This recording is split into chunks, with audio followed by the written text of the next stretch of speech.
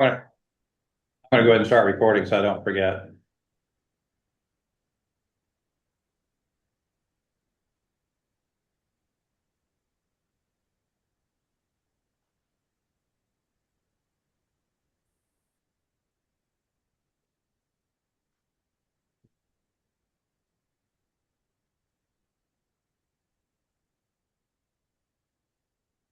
What do you think, Gabby? Should we get started or? Yeah, let's get started. It's being recorded, so I don't want to. I appreciate everybody who's here on time, and if they miss it, we could just ask them politely to watch the video. One of the uh, things that I've discovered about Vermont is Vermonters don't like to like let you know if they're coming or not. I think they like the surprise element of yeah, because sometimes we'll have like key meetings. And it's like you never know you know if they're going to be there or not. Okay, so greetings. I'm Chris Campany, Executive Director, Wyndham Regional Commission. And we'll go around the room first, and then we'll go online to have everybody introduce themselves. So we'll start with you. Yeah, Gary Kleinman with Town of Londonderry, a relatively new commissioner, been, I don't know, 2 months or 3 months or something like that.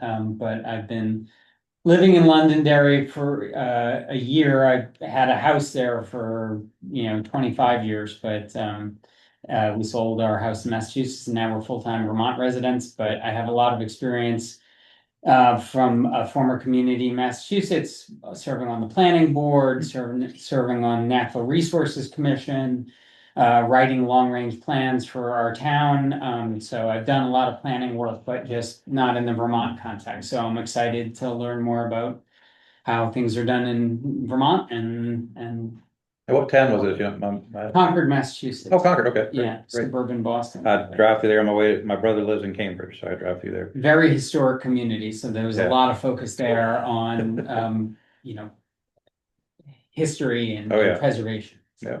And do you hold any other positions in town, or is this your only one? This is the only one that I have in Londonderry, although I'm also on a volunteer committee that is really um, the Mountain Towns Trail Committee. So Oh, I'm great, very interested in the recreation economy great, and recreational opportunities. And so we have a group that coordinates five towns, the mountain towns, Weston, Landgrove, Peru, Londonderry, and Andover, I think all pay um, together a common fund for great. recreation, kids sports and things like that. And then there's a adult recreation aspect to it also that Awesome. we're coordinating different recreation groups. Great. My name's Emmett Dunbar and I live in South Londonderry, representing Londonderry, officially a commissioner. And this is the beginning of my experience with all of you. I haven't been too involved directly with civic stuff for a while, but I was on the planning commission for about 5 years and was involved with a bunch of flood resilience type stuff after Irene. And I got a master's in nonprofit small business development, economic development with Marlborough College Mhm. in 2015. And I was economic development director in the town of Rockingham and the director for the director of the economic development department for Sevka. And I have Anjali Farm. My wife Lenny and I have Anjali Farm, which we've had for 30 years, growing organic vegetables and herbs and distributing them through farmers markets, CSA, farm stand, restaurants. It's very sideline now, mostly restaurants with some pick your own. And I'm working day job with Neighborhood Connections Great. in their transportation program Yeah. as a driver. So now, as opposed to being director, I'm staff, and I'm collecting a ton of anecdotal data from all the riders, all the clientele. It's pretty amazing, actually. Great. Well, So good. that's my story. Well, welcome aboard as a commissioner. Now we'll go online. Liana, before we get to you, why don't we go with the commissioners first, and then Michelle, you want to start as a new commissioner? Sure. Hi there. I'm Michelle Simpson from Dummerston. And I'm also the strategic director at Bonnievale Environmental Education Center. And I can't say that I completely enjoyed reading all of the background information that was sent, but it was very informational, and I did enjoy looking at the plan. I think you guys did such a nice job on that. That was so um, easy to navigate and easy to absorb as a layperson. So I really appreciated that, and happy to be here and to learn more. Thanks. Yeah, that was the point. So that's awesome. Unsolicited. Yay. Gabby, you want to go next? Sure. Hey, I'm Gabby Kafrida. I'm a commissioner from Guilford, and I'm the chair of the commission. I've been the chair since before COVID, so 2019 maybe. Yeah. And before that, I was on various committees. Uh, and I don't hold any town positions anymore. I was on my select board. I was on various different boards, but now I focus on the regional commission. Great. Thank you. Steve? Steve Lemke from Guilford as well. I'm on the executive committee. I'm the chair of the personnel committee. In Guilford, I was the floodplain administrator for 12 years and have just recently stepped down from doing that. But basically have really enjoyed for about 10 years the position of being a commissioner in the WRC. So I welcome all of you aboard. And Steve and I first met on the Connecticut River Joint Commissions before you were a Wyndham Regional Commissioner, right? I think that came first, didn't it? Yeah. Right. And I'd like to introduce Liana. Oh, what's that? I'd like to introduce Liana Rice. She's our brand new planner. Though she had worked with us with the student group who did the four-town flood adaptation charrette in the Deerfield Valley. So go ahead and introduce yourself, Liana. Hi, everyone. I'm Liana. I recently graduated with my master's in regional planning. I've interned with Berkshire Regional Planning before, but this is my first full-time job as a planner. So yeah, nice to meet you all. I'm excited to be here. It's great to have you on board. I think you're already a great fit, and you jumped right in. Thank you. And if I can offer an unsolicited compliment as well, I spent most of today reading the flood adaptation guide, which if she had a role in that, that was also very easily accessible, readable, and very useful. I liked it a lot. Yeah. We've been doing a lot of work with, I was on the faculty at Mississippi State before I came here, and I've been wanting to kind of build our relationships with universities and students through service learning. And it's just a great experience for us. It's a great experience for the towns. It's a great experience for the students and faculty, and just the creativity. This was the Deerfield Valley Rise one, or was it the four-town one up in Londonderry and? Yeah, the Conroy School or whatever did something. Oh, the historic village. Yeah. That's another school that we worked with, Conway. Yeah. School, the Historic Village Flood Adaptation Guide. Yeah, that's no, I thought. But UMass also did a four-town flood adaptation project and housing that included Londonderry, Weston, Win Hall, and Jamaica. But yeah, if you look online at the Deerfield Valley Rise, that project, Liana, you spearheaded the website development, right, for that? Yeah, I did. Yeah, so it's great to have that capacity here now too, in addition to Jeff. So I'll introduce myself, and what I'm going to do is it sounds like you guys did your homework. Sorry to give you all that, but it's a lot, but it's really like the best way, not only to kind of understand the basics of what the Wyndham Regional Commission, but also, frankly, part of it was to kind of help you learn how to navigate the website, because there's a lot of information there, and that's a brand new website.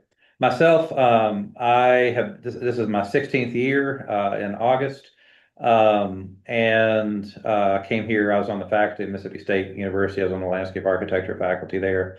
But I grew up in Abingdon, Virginia, which is in the mountains on the North Carolina, Tennessee line. I always get tickled when they talk about flatlanders, because our mountains are actually a little bigger than Vermont's.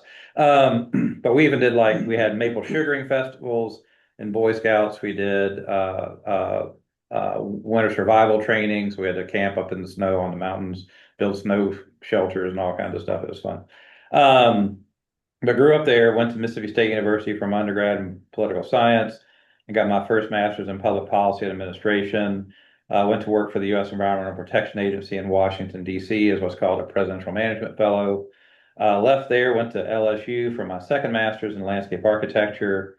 There, a class project and thesis project turned into a nonprofit community food security, sustainable ag, and community garden project, which is the market's going to sell, the farmers market that I started there is going to celebrate its 30th anniversary in November.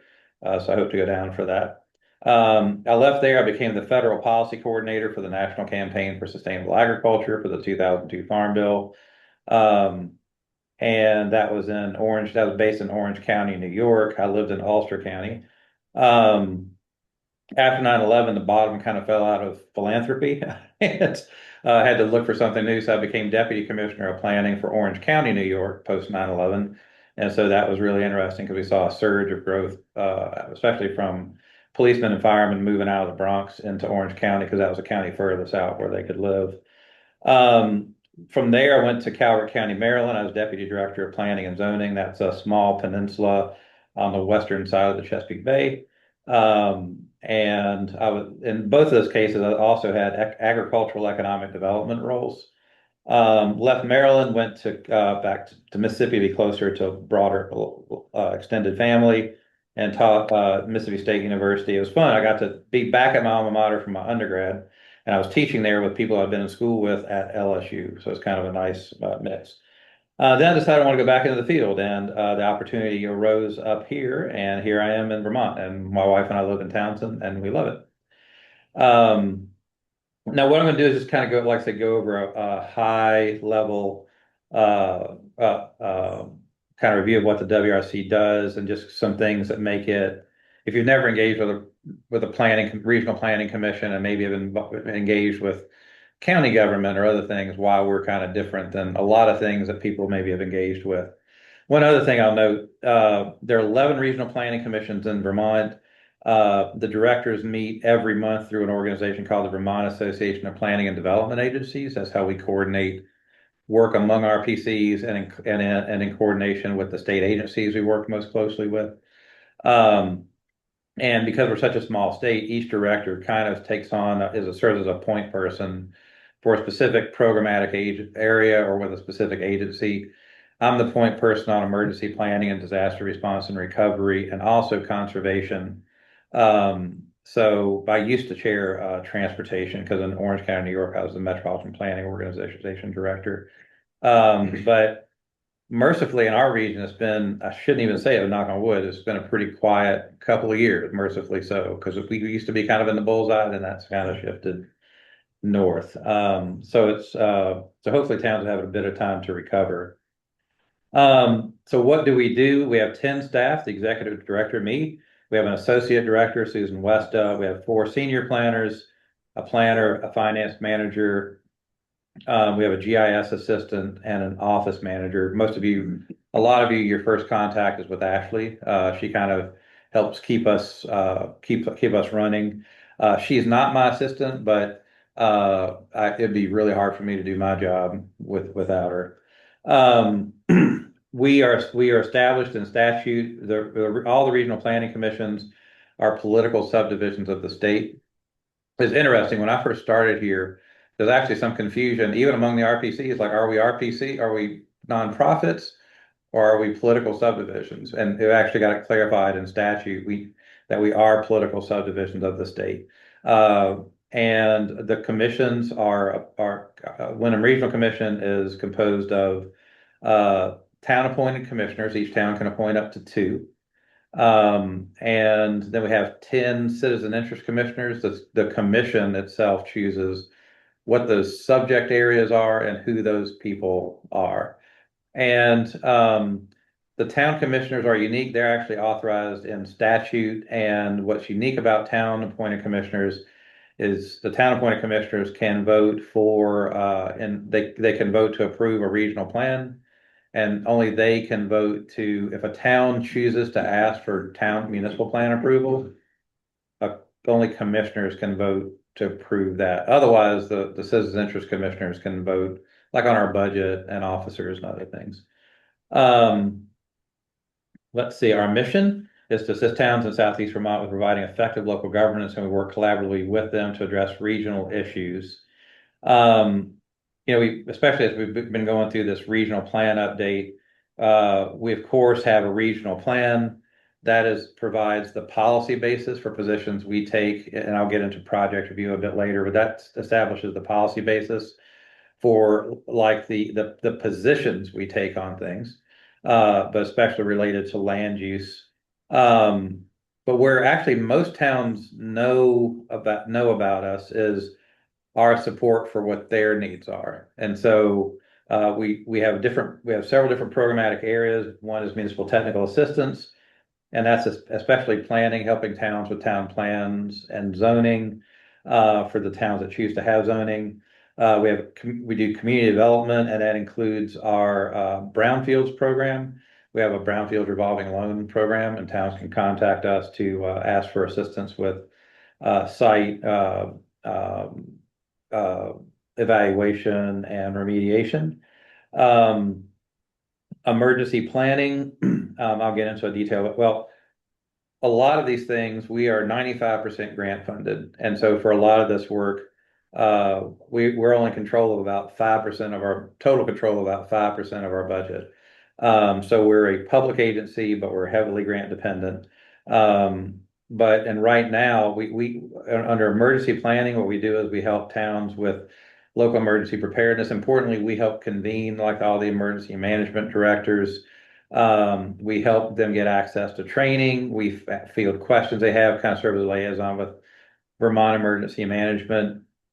When there's a disaster, we have sort of a local, the state can activate us and serve what's called a local liaison role, where we reach out to towns to help provide situational awareness up to the State Emergency Operations Center and communicate up what damages towns have and if they have any needs. Towns can also communicate directly themselves, but we try to create like a regional snapshot. And then the state may also use us to do things like helping get FEMA and other state personnel out around to do preliminary damage estimates that go into federal disaster declarations. We use this to help help towns update their flood hazard bylaws. We do floodplain administrator trainings. And then towns will often get grants to update what are called local hazard mitigation plans, and oftentimes towns will hire us to do that work. But unfortunately, our emergency planning work has been on hold since October. The current presidential administration has really, there was a whole debate about whether or not to keep FEMA going.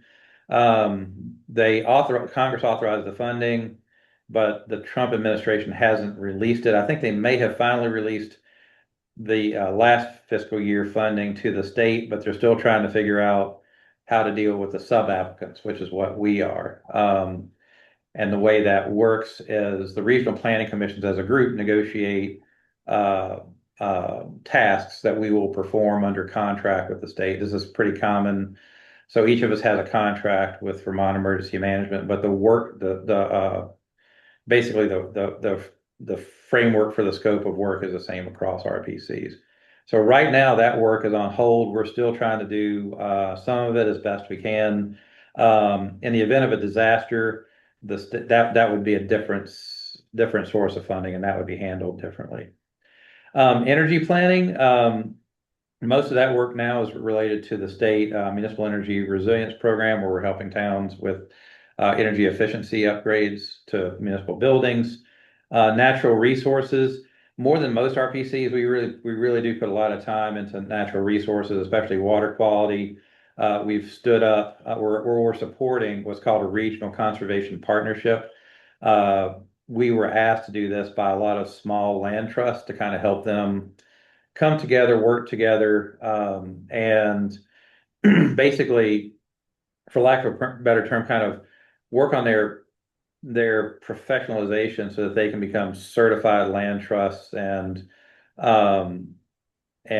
but we're also help convene like all the municipal conservation commissions on a pretty regular basis. So we've traditionally always had a pretty robust natural resources planning initiative area. Transportation is our biggest single program. It supports at least parts of 3 staff. That's been supported by a grant with Vermont Emergency Man with our VTrans called the Transportation Planning Initiative.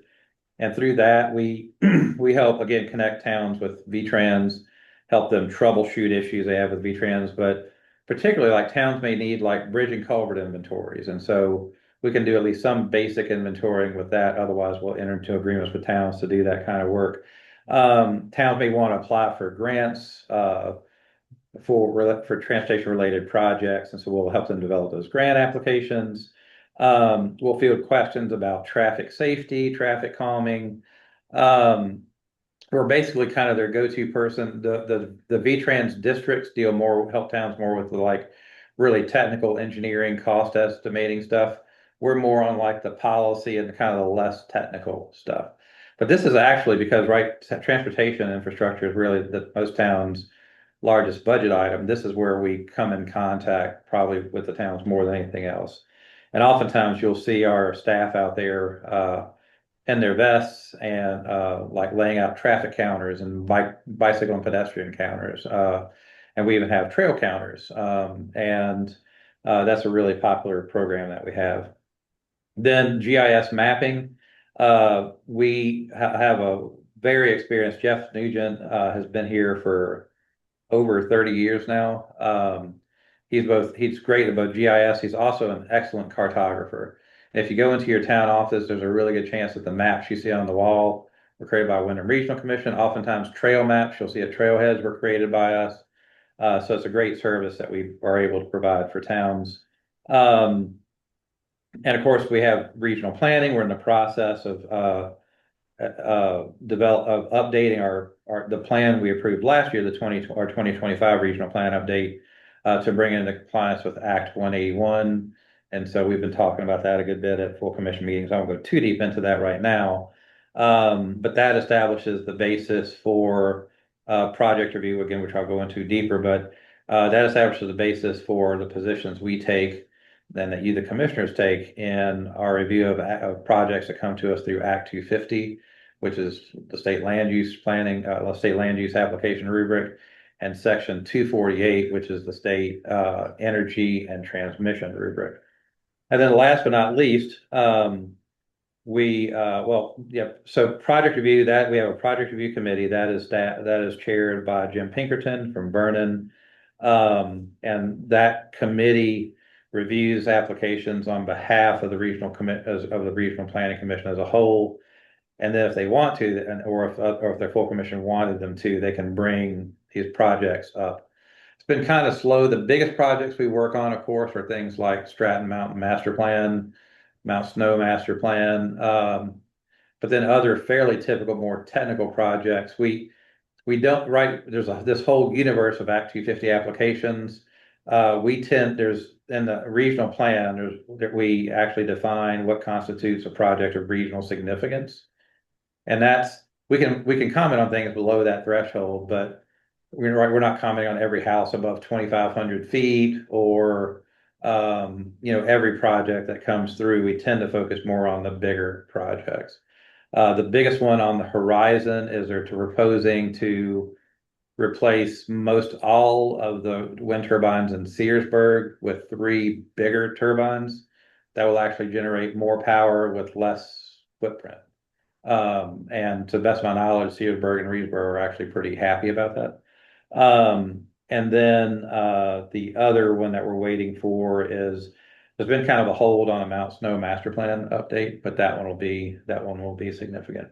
And I should just note, right, we have 27 towns in the region. The largest is Brattleboro, population about 12,000. Smallest is Somerset, population. We've confirmed with one of the residents that Jeff runs into every once in a while when he's biking up there. They now have a population of 4. So it kind of goes between 3 to 6. I don't know who moved out, but it's definitely our smallest town. Searsburg is the next smallest town. So those are our programmatic areas. I'll pause and see if you guys have any questions about any of this stuff so far. Okay.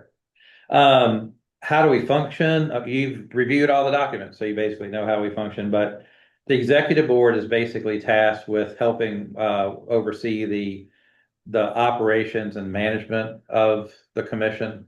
They also will recommend items that come before the full commission. Similarly, the full commission can recommend to the executive board that they take something up. But they really manage me. They provide guidance to me. They do like the first review of the budget and work program that we do every year.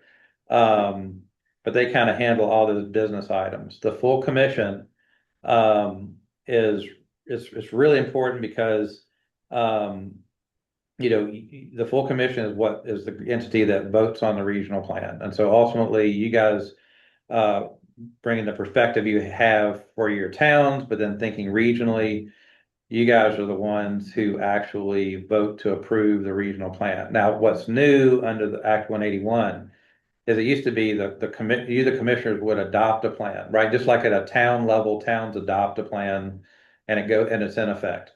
At the regional level, it used to be commissioners adopt a plan and then we send it out to towns. And if 50% or fewer or more of the towns don't veto it, it takes effect. Now, under Act 181, this new land use review board reviews the regional plan, and ultimately they have to approve it for comportment with all the requirements and statute and the land use review board rules. But Can they override like like majority of the towns wanting it? the town requirement is It's gone gone. now, Okay. yeah. But what's made it easier is there's a much broader group of stakeholders who have the right to appeal the LURB approval. And so I think it makes it actually in some respects more kind of more democratic and accessible if people have some concerns about what gets adopted and ultimately, and being able to provide comments to somebody else above us. And the reason why they established this rubric is to achieve greater consistency among regional plans.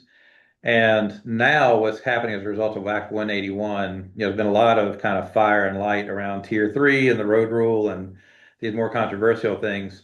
But now what's now happened is there's going to be consistency among the land use categories, the future land use categories. And so when you line up all the regional future land use maps corner to corner, you're going to have from the bottom up statewide land use map. And so I think that's pretty exciting for the state because.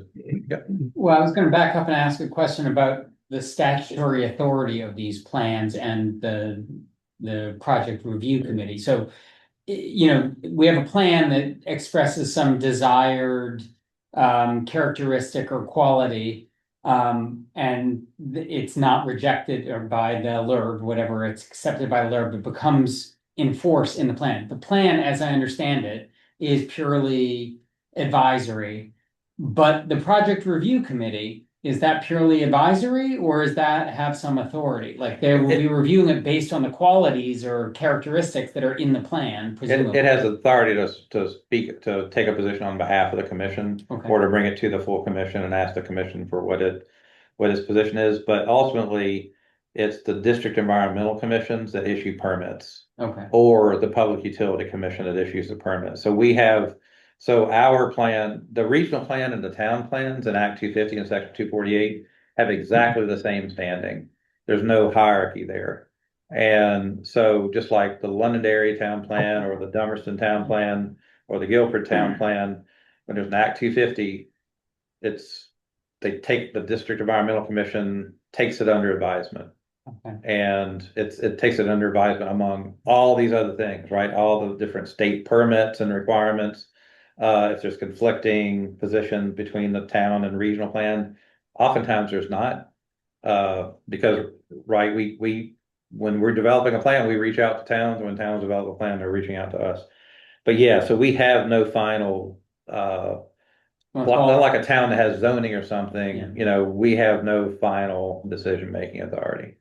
It's all advisory input to the district environmental commission. Or the Public Utility Commission if it's an energy related. Oh, and possibly like even if like we've offered comments on the relicensing of the dams on the Connecticut River. So the regional plan establishes the basis for that. But obviously, we're not licensing dams.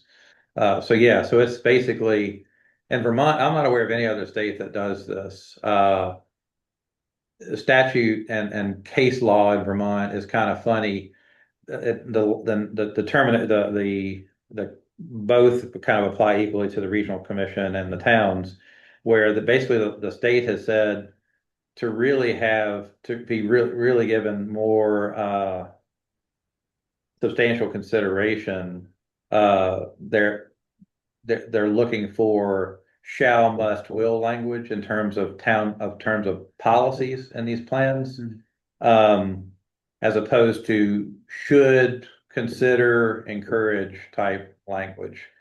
There's been kind of movements afoot to say it should just be interpreted as what the plain language intent is expressed in the plan. But then the courts have also ruled that if a town or regional plan goes too far and starts reading more like a zoning ordinance, then they've gone over a line. And so it's a really odd, like I say, Vermont is the only state that I'm aware of that acts that way. Gabby, I don't know if you have any other thing you want to, Gabby's not only our chair, but also, and she has a lot of experience with this, but she's also an attorney. So if I've said anything that you disagree with from a legal opinion, let me know. Yeah, it's all good, all good.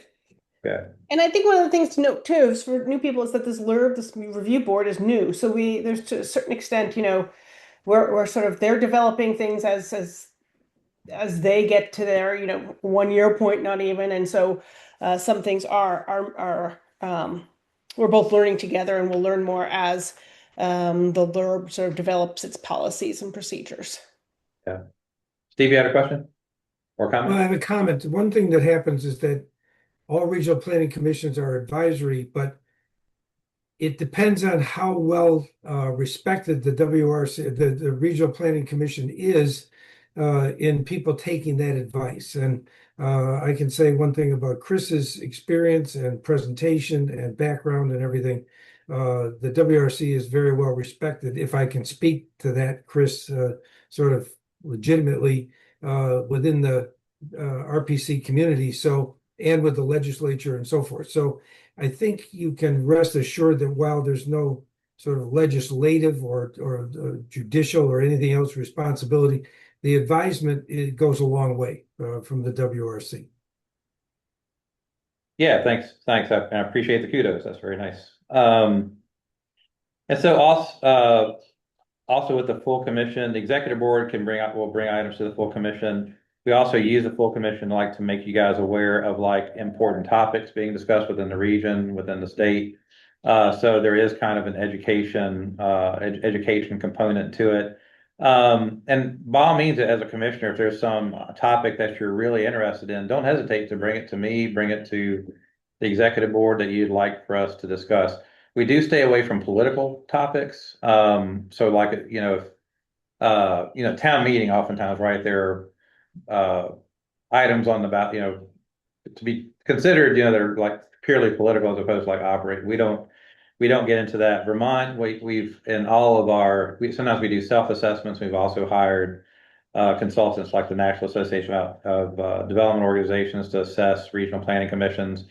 And one of the consistent things that we hear from the stakeholders throughout the state and locally and even nationally is the RPCs are considered to be among the most apolitical entities in the state, with also probably the longest vision. And I think that's a really important standard to maintain.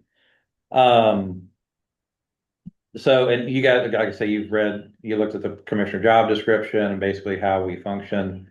And I want to get into how we're funded, because one of the things that really, before I came here, I didn't really fully appreciate this, but because we're 95% funded, unlike other types of entities, we have fairly little say-so over what we do programmatically. Like what are the priorities of the Wyndham Regional Commission, and these are the things we're going to do for the next 5 years. Because of the way we're funded, and each of these grants has programs of work, we have to abide by those programs of work.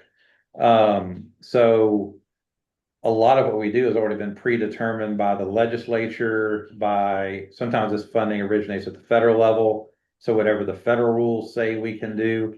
But we do have some latitude, but for the most part, though, we really our initiatives really are kind of focused on helping the towns with what they need.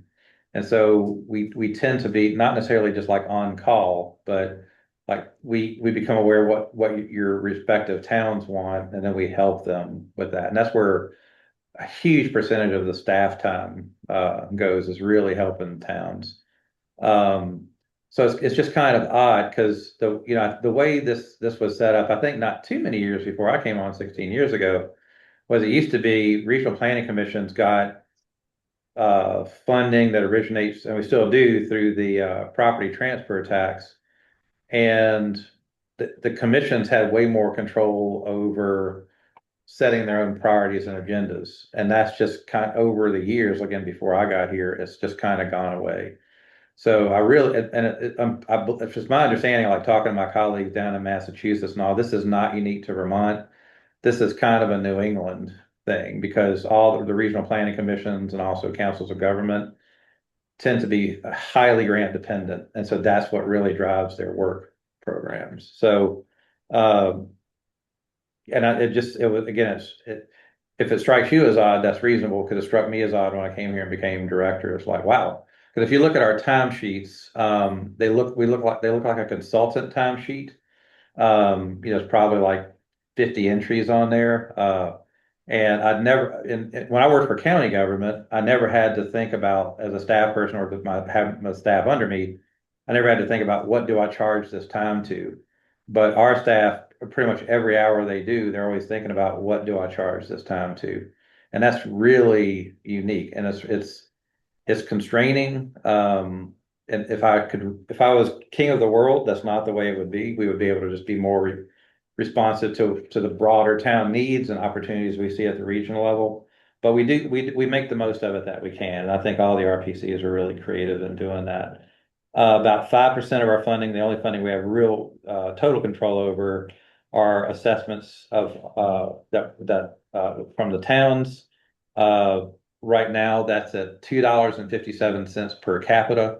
And so that's what the assessments are about to go out. We get that out ahead of, while towns are developing their budget, like by November, so that they know what their assessments are going to be.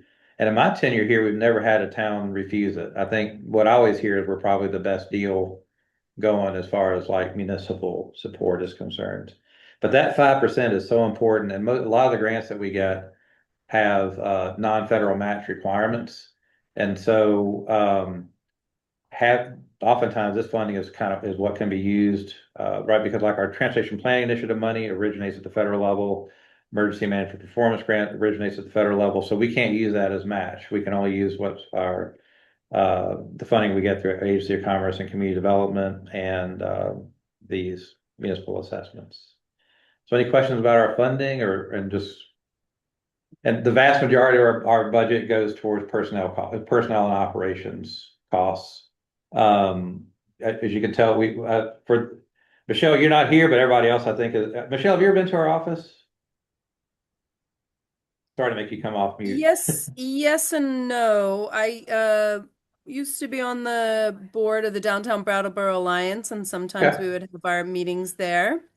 Great. So I have been to the office, but just in that capacity.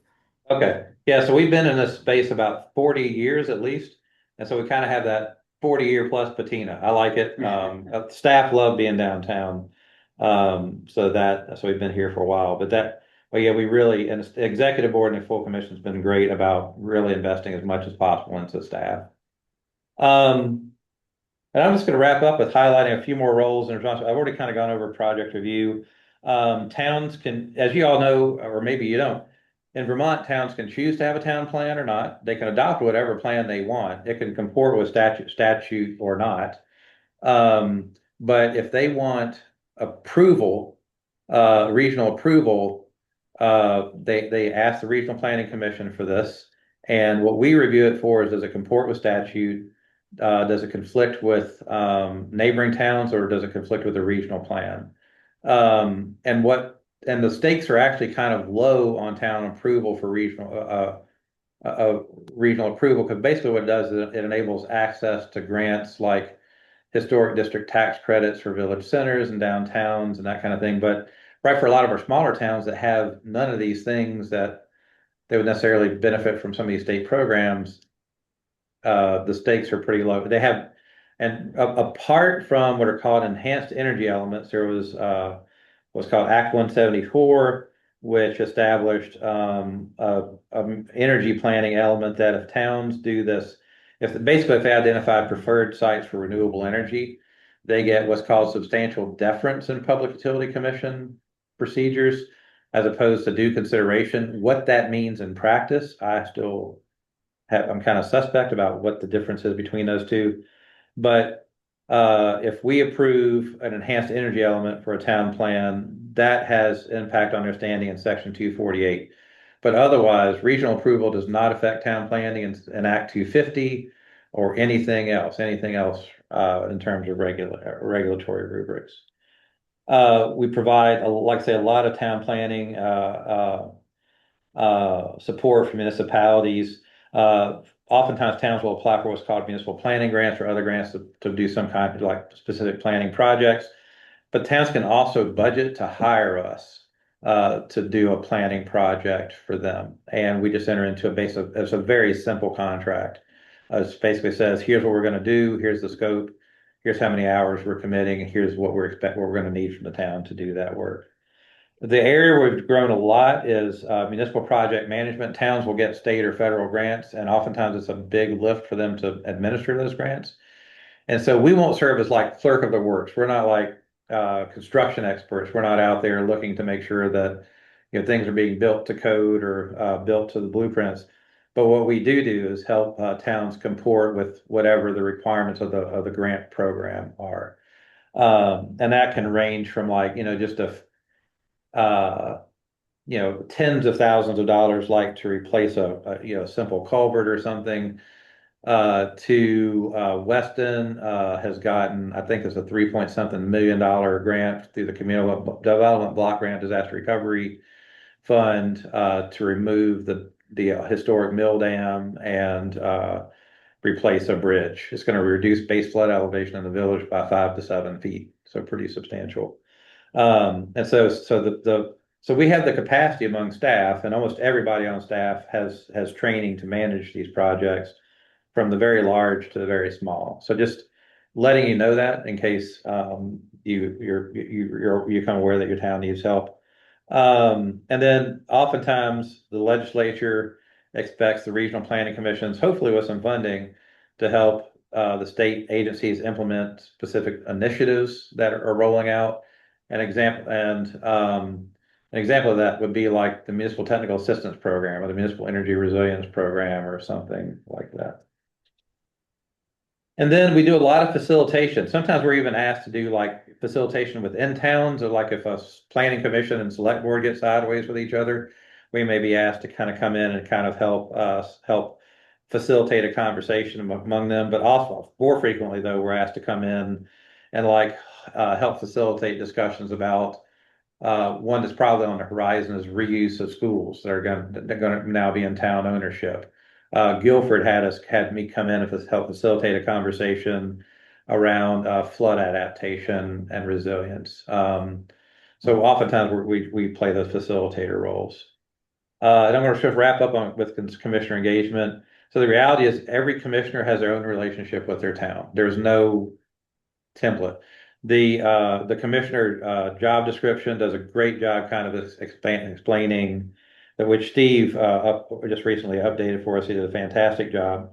Kind of what the expectations are of you, but just know that some towns like to hear regularly from their commissioners.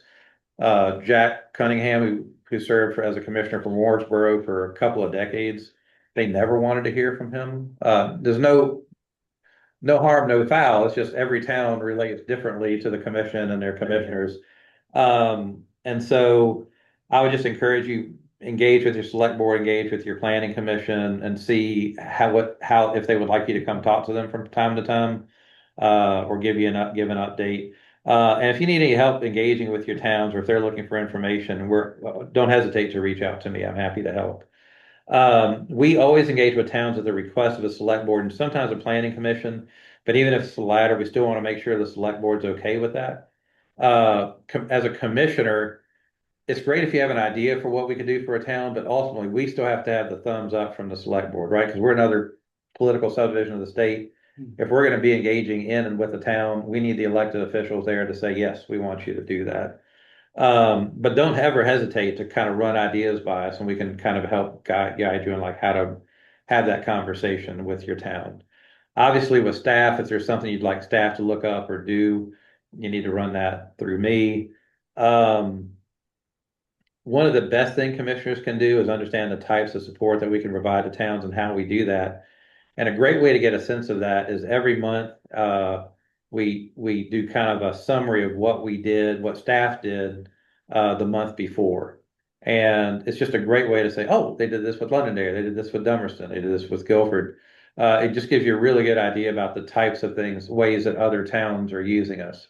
And so that's a really good way to kind of become aware. So that way, as you just listen to what's going on in the town, you can reach out to us and say, hey, town's dealing with this.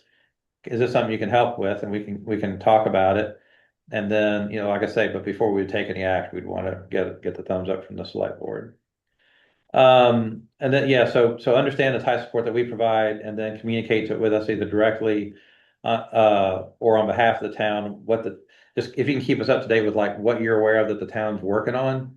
Because one of our roles can be, the more we know about what towns are working on and what their needs are, as we become aware of funding opportunities, especially, we can then kind of like tap the town on the shoulder and say, hey, this opportunity exists. You may want to apply for this grant. Would you like help applying for the help with the application? And that's really what I've got. Gabby or Steve, as seasoned commissioners, you want to add anything before we just open it all up? I think just a high level, it's your usual sort of board position where it's, you have oversight over the organization, right? Like you're making sure the organization's well run, not doing day-to-day things. So that's, that's the general type of board, participation that you'd expect. But in addition, we act as liaisons to the town and between the town and the commission as appropriate and at your discretion. So it's a little more nuanced than just being sort of on a regular nonprofit type board. Yeah, I think those are the sort of highlights, or how I'd summarize the job in like my elevator speech. The takeaways, I think staff is amazing. This is a mature organization, so Chris has been here for a long time. Staff is really well versed and does a great job at what they're trained to do. So we're lucky in that respect, very, very lucky as board members. So I would encourage. Uh-oh. That was an abrupt end. Let me text Gabby. Hour outage. Oh. Think that up. It's back. Yeah, grab cookies. Cookie. I'm good.